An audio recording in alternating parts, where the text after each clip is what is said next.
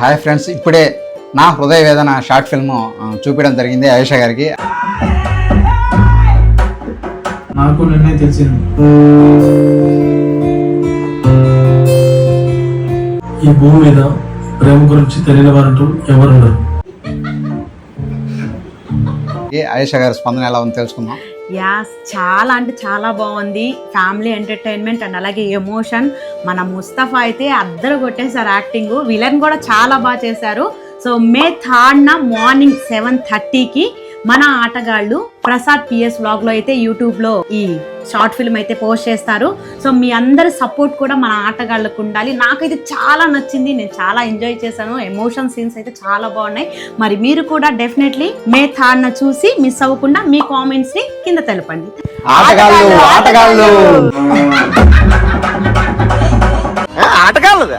అందరు చూసేస్తున్నారు వీడియో.